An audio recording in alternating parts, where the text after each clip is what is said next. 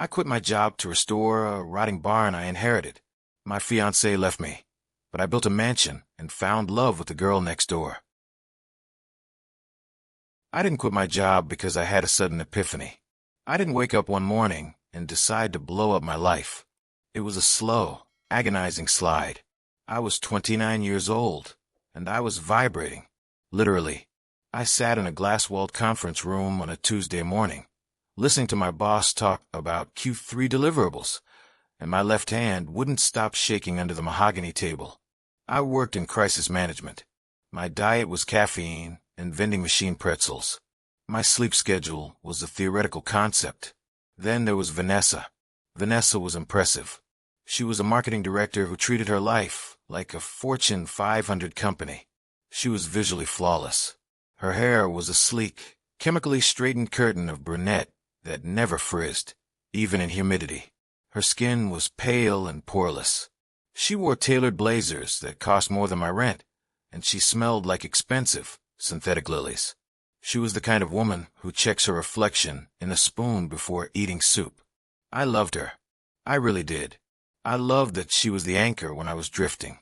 I loved that she knew exactly what she wanted. I thought if I just stuck to her plan, I'd eventually feel safe too. Then the call came. Uncle Ben, the family eccentric. He died of a heart attack. Quick. Painless. He left me everything. Everything was the property. 6 acres of wild forest and a sprawling 1920s farmhouse 3 hours north. It wasn't a mansion, but it was substantial, a heavy, timber-framed piece of history with 3 stories and a wraparound porch. I went home to the condo. Vanessa was there, typing on her laptop. I need a break, I said. My voice sounded hollow. I inherited Uncle Ben's place. Let's go this weekend. Just get away. Please, Van. I feel like I'm drowning. She looked at me. She saw the tremor in my hand. She softened, just a little. Okay, she said. One night. But we have to be back Sunday morning. I have that brunch with the Kleins. The drive up was quiet. When we pulled onto the gravel driveway, the house loomed out of the mist. It was a large, white farmhouse with a tin roof rusted to a burnt orange. It had good bones, massive stone chimneys, but it was tired. The paint was peeling in long, gray strips. The garden was a tangle of thorns. Vanessa stepped out of the car. She wore cream-colored cashmere trousers and nude Prada stilettos. Her heels sank 2 inches into the mud. She pulled her foot out with a wet sucking sound. The cream cashmere was splattered with brown muck. It's rustic, she said, staring at the stain on her pant leg with horror. We went inside. It was cavernous and cold. It smelled of old wood, dust, and pipe tobacco. It echoes, she whispered, hugging her arms. Mock, it's freezing, and it smells like a wet dog. I'll get a fire going. That night was hard. The heating system was ancient, a coal monster in the basement that clanked and hissed. The mattress was lumpy. Vanessa tossed and turned. I can't sleep, she whispered at 2 a.m. It's too quiet out here. And then the house groans. It feels like we're being watched. I held her. It's just the house settling, Van. Go to sleep. But I stayed awake, and for the first time in years, my hand stopped shaking. The drive back to the city was heavy. We walked back into our condo. It was perfect, climate-controlled, smelling of vanilla reed diffusers. Vanessa let out a long breath. Oh, thank God. Civilization. She went to shower. I stood by the window, looking down at the traffic. The noise hit me like a physical wall. The vibration started again. When she came out, she looked refreshed.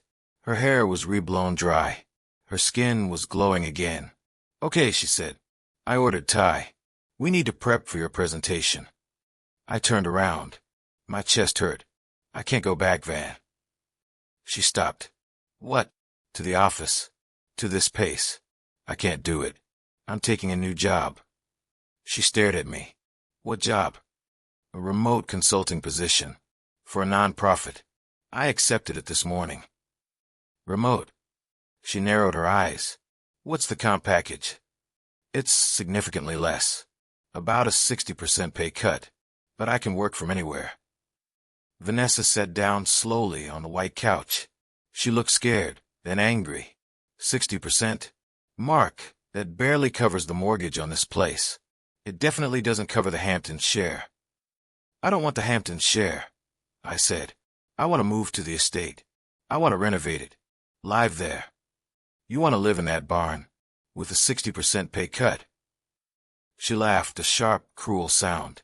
Mark, be serious. You're sabotaging our future. The future is killing me, Vanessa. I'm trying to save myself. And what about me? She asked. Her voice cracked. What about us? I can't live there. My career is here. My standards are here. I looked at her. I realized with a sinking feeling that she was right. She thrived on the pressure. I was dying from it. I know, I said. I'm not asking you to quit your job. We can make it work. Weekends. Or, no, she said. She stood up, crossing her arms to protect herself. I'm not doing a long-distance marriage to a broke hermit, Mark. That's not the deal we made. The deal is suffocating me. Then change the terms. But don't blow up the bank account. She took a breath. If you walk out that door to go play carpenter on a non-profit salary, I can't follow you. I won't. I stood there for a long time. I looked at the woman I was supposed to marry. I wanted to stay. I wanted to be the high-earning VP she needed. But I knew if I stayed, I would have a stroke before I turned 30. I'm sorry, I whispered. I have to go. If you go, she said, her voice shaking, don't expect to come back. I'm not pressing pause. I walked into the bedroom. I packed a bag slowly. I came out. I looked at the ring on the counter. Keep it, I said. Please. Just go, Mark, she said, turning her back to me. I closed the door. It didn't feel like a victory. It felt like a collapse. I moved in on a Tuesday. The first night, I sat in the massive, empty living room on a folding chair. The wind howled through the gaps in the window frames. The guilt hit me in waves. I checked my phone constantly, hoping Vanessa would text, hoping she'd say, "Come home, we'll figure it out." She didn't. I wasn't stupid enough to think I could fix a house this size alone. I hired a local crew, Hank and his 2 sons. They were expensive, which ate into my savings, but I needed the help. The next morning, I was meeting Hank on the porch when a truck pulled into the driveway. An old Ford, rusted blue. A woman hopped out. She was the antithesis of Vanessa. She wore baggy Carhartt overalls stained with oil and dirt. Underneath was a gray thermal shirt that clung to her frame. She wore heavy leather boots that added an inch to her height. Her hair was a mess of dark curls shoved under a faded baseball cap. Her face was scrubbed clean, revealing sun-damaged skin across her nose and cheeks. She carried a box of groceries to the porch. She dropped it with a heavy thud. "Your Uncle Ben's nephew," she said. Her voice was scratchy and low. "That's me. Mark. I'm Maya. I run the store with my brother and his wife. You ordered the essentials package." I frowned, squinting at her. "Maya, do I know you?" She paused, just for a second. Her eyes, a striking amber color, flickered with something I couldn't place. Then she adjusted her cap, shadowing her eyes. "Small town city boy," she said, brushing it off. "Everyone knows everyone. Your Uncle Ben told me years ago you'd probably end up here. Said you had the itch, even if you didn't know it." She looked me up and down. She saw the fresh work boots that hadn't seen a speck of dirt. She saw the expensive watch. "He also said you were stubborn," she added. "Saw you here last weekend with the Mercedes." "Yeah. Where's the princess?" she asked, leaning against a porch column. The one who looked like she was afraid the air might touch her. "She stayed in the city," I said, feeling defensive. "We have different priorities." Maya snorted, "Meaning she dumped you because you took a pay cut and moved to the sticks." I heard about the nonprofit gig. News travels fast. "Small towns," I muttered. "She looked high maintenance anyway," Maya said. "This house is too big for one person, especially one who looks like he exfoliates daily." "I have a crew coming," I said. "Hank and his boys." "Hank's good," she nodded. "He won't let you hurt yourself. Try not to get in their way." She turned to leave, then stopped. "The radiators are airlocked. That's why they're clanking. Bleed the valves. Your Uncle Ben kept the key on the sill above the sink. Don't blow the boiler up." She drove off, gravel spraying. Hank arrived at 7 a.m. He was a giant of a man with a beard like steel wool. "All right, boss," Hank said, looking at my pristine tools. "You want us to do it, or do you want to help?" "I want to help," I said. "I can't afford to just watch." "All right, grab a pry bar. Don't hit your foot." I was terrible at first. I didn't know how to leverage a crowbar. I stripped screws. I tripped over extension cords. I started filming it, just on my phone at first. I thought it would be funny to show the guys at the nonprofit how bad I was at rural life. I posted a clip of me falling off a ladder into a pile of insulation. It got 10,000 views overnight. Hank and his sons, Jim and Dave, were patient. They laughed at me a lot, but it wasn't mean. No, Hank would say, taking the hammer from my hand. "You're holding it like a teacup. Choke up on the handle. Swing from the shoulder, not the wrist." Ben would have laughed his head off, seeing you swing like that. I learned. Week 1, I was the gopher, fetching lumber, holding flashlights, sweeping up sawdust. Week 4, I was pulling nails and demoing drywall without hurting myself. I posted a time-lapse. People in the comments started cheering for City Boy. Week 12, I was framing a partition wall in the kitchen while Hank supervised. Maya came by twice a week with supplies. At first, she barely spoke to me, but as the weeks went on, she lingered. She watched the progression. She watched me filming the updates. One afternoon, I was struggling with a cast iron radiator in the hallway. I was trying to maneuver it onto a dolly to take it outside for sandblasting. It weighed 300 pounds. "You're going to break your back," a voice said. Maya was standing in the doorway. She dropped her delivery box and walked over. "Grab the bottom left," she commanded. I got the right. "Lift with your legs." "It's heavy, Maya." "I got it." "Shut up and lift." We heaved it up. For a moment, we were chest to chest, balancing the massive iron beast between us. I could smell her sawdust, rain, and something sweet, like vanilla, hidden under the grit. I looked at her. Her face was flushed from the exertion. A strand of dark hair had fallen out of her cap and stuck to her cheek. "On 3, she grunted, staring right into my eyes. 1, 2, 3. We swung it onto the dolly. It landed with a clang. We stood there, breathing heavy. She didn't step back immediately. "You're getting stronger," she said quietly, her gaze dropping to my arms, then back to my face.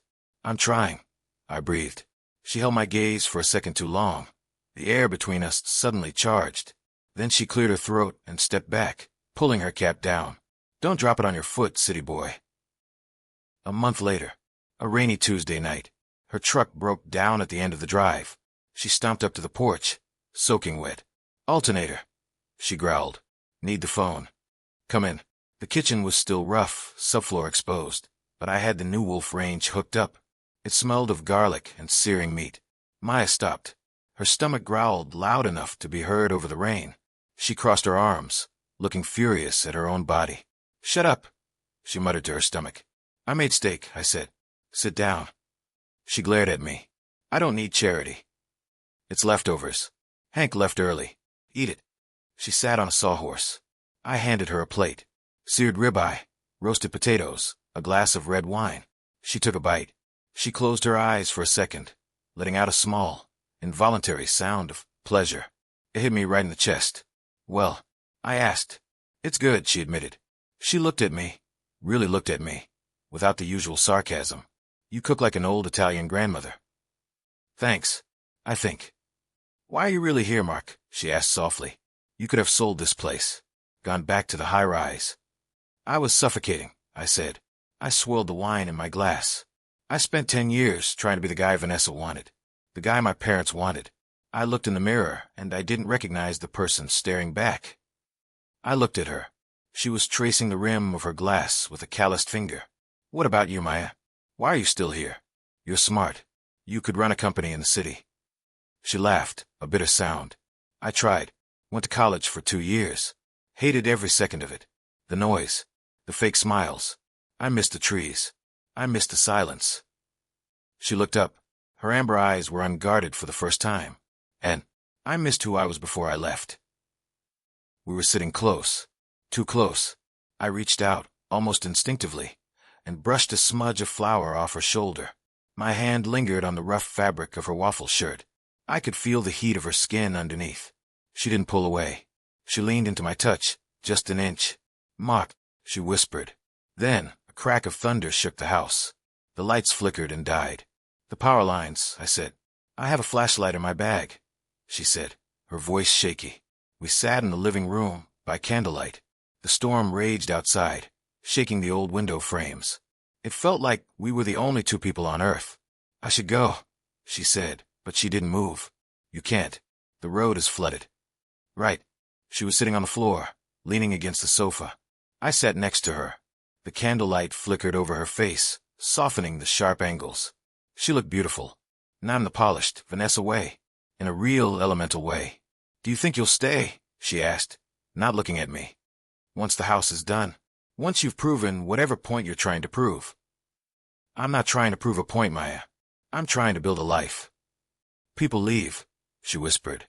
"City people always leave when the winter gets hard." I turned her face toward me.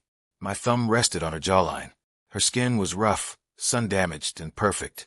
"I'm not afraid of the winter," I said. She looked at my lips. I leaned in. I could feel her breath hitch. We were inches apart. I was about to kiss her. I needed to kiss her. Then she pulled back. She stood up abruptly, grabbing the flashlight. "I'm taking the guest room," she said, her voice tight. "Good night, Mark." She fled. I sat there in the dark, the ghost of her scent lingering in the air. 2 weeks later, the house was finally finished. I was clearing the attic. Maya was helping. The tension between us since the storm had been unbearable. Heavy looks, accidental touches that lingered too long. I found a loose board. "Secret compartment," I said. "I know," she said, her back to me, tossing a box onto a stack. "You put your Star Wars figures in there." I froze. I opened it. Inside were the figures. And the photo. Me and a girl. She was wearing a flannel shirt 3 sizes too big. Her face was smeared with mud. She had me in a headlock, grinning like a feral animal. Mark and Muddy Maya, summer '06. The memories flooded back like a broken dam. The Ford in the hayloft. The time she punched the neighbor kid for making fun of my glasses. The blood oath we swore to never become boring grown-ups. "Maya," I whispered. She stopped. She saw the photo in my hand. Her shoulders went stiff. "You remembered. Why didn't you tell me?" I stood up, walking toward her. "All this time, you treated me like a stranger." "Because you were a stranger," she snapped, spinning around. "You showed up shaking like a leaf, pining after your plastic girlfriend. I wasn't going to tell you I was the girl who used to catch frogs with you. I wasn't going to let you break my heart again when you inevitably got bored and left." "I'm not leaving." I yelled back. "Yes, you will. You fixed the house. You proved you could do it. Now you'll sell it and go back to your real life." "This is my real life." I crossed the distance between us in 2 strides. I grabbed her shoulders. "Look at me, Maya. I am not him anymore. I'm not the shaking guy in the suit. I'm here." She looked up at me, tears welling in her eyes. "For how long?" "Forever." I kissed her. It wasn't tentative. It was a collision. She made a sound in her throat, half sob, half gasp, and wrapped her arms around my neck, pulling me down. Her hands tangled in my hair, pulling, demanding. We stumbled back against a stack of boxes. I lifted her up, her legs wrapping around my waist instantly. She was heavy and solid and real. "Mark," she breathed against my mouth. "Don't you dare lie to me." "I love you," I said. The words came out effortlessly. "I think I've loved you since 2006. She kissed me again to shut me up. I carried her down the narrow attic stairs to the master bedroom, the room I had built. The radiator was hissing softly in the corner, filling the room with a steady warmth. I set her down on the bed. I pulled off her heavy boots, one by one. She watched me, her chest heaving. I unbuttoned her flannel shirt. Underneath, her skin was pale in the afternoon light, a stark contrast to her weathered hands. When we made love, it wasn't polished. It wasn't a performance. It was desperate and slow and overwhelming. It was the friction of calloused skin and the heat of 2 people who had been lonely for a very long time. Afterward, she lay on my chest, her hair spread out like a dark halo. The sun was setting, casting long orange shadows across the floorboards we had installed together. She traced a line of my jaw with her finger. "You really aren't shaking anymore," she whispered. I kissed her forehead. "I told you. I'm home." Part 8. The Viral Transformation. I posted the final tour video, restoring Uncle Ben's farmhouse from ruin to retreat. It went viral. 5 million views in a week. The internet loved the arc, the clumsy city guy struggling in part 1, learning from Hank in part 5, and unveiling the masterpiece in part 10. They especially loved the shots of Maya in the background, teaching me to weld, laughing at my mistakes, and in the final shot, holding my hand on the porch. The valuation spiked. The house was worth millions now. We were sitting on the porch swing. Her legs were thrown over mine. "You're viral," she said. "My brother says people are calling the store asking if the hot farm girl is single. Tell him to tell them she's taken." I did. A silver Mercedes pulled into the driveway. Vanessa stepped out. Pristine. Perfect. She walked up the steps. She looked at the house. She saw the new roof, the clean paint, the massive kitchen visible through the window. "Mark," she said. She didn't hug me. She just stood there assessing. "It's substantial." "Hello, Vanessa." She looked at me. "I saw the video," she said. "Everyone did. It's impressive. You really modernized it." I did. She looked around. "I was wrong," she admitted, "about the asset value. It has potential now. It's marketable." She looked at me. Her eyes were calculating, but there was a hint of regret. "I've missed you, Mark. The apartment is quiet, and seeing you like this, you look stable. You stopped shaking." I did. "Maybe." She hesitated. "Maybe we could try again? This place, it could be a weekend retreat. I could handle the commute on Fridays. We could rent it out for corporate offsites during the week. It fits the portfolio." Maya didn't move from the swing. She didn't brush off her clothes or try to look presentable. She just rested her hand on my knee. A claim. Vanessa glanced at her. Her nose wrinkled slightly. "Oh, hello. Hey," Maya said, her voice lazy and satisfied. I looked at Vanessa. I saw the difference so clearly now. Vanessa wanted the house because it was viral.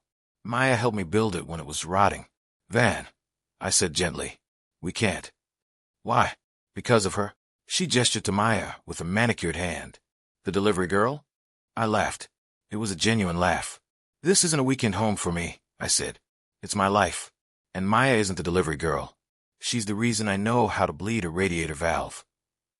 Vanessa looked at us. She looked at Maya's dirty boots next to my slightly less dirty boots. She looked at the house one last time. "You're making a mistake," she said, her voice cool. "You're throwing away a director-level life for this." "I know," I said, "and I'm happy. Goodbye, Mark." She walked back to her car. She checked her heel for mud before getting in. She drove away. Part 10, the payoff. We watched the car disappear. Maya snorted. "Corporate offsites? Over my dead body." She was trying to be nice. "She was trying to acquire an asset," Maya corrected. "She looked at you like you were a diverse stock portfolio." "Maybe." She looked at me. "You turned her down. And the city salary." I did. "You're really staying? On a non-profit salary?" "I have enough," I said. "I have a house. I have a dog." "You still don't have a dog." "I'm getting a dog. And I have you." She rolled her eyes, but she leaned into me. She smelled like pine resin and sweat. "You're such a sap, city boy. You love it, country girl." "Make me dinner," she commanded, punching my arm lightly, "and sit me by the radiator. My boots are wet." "Yes, chef." We went inside. The heavy door closed with a solid thud, shutting out the world.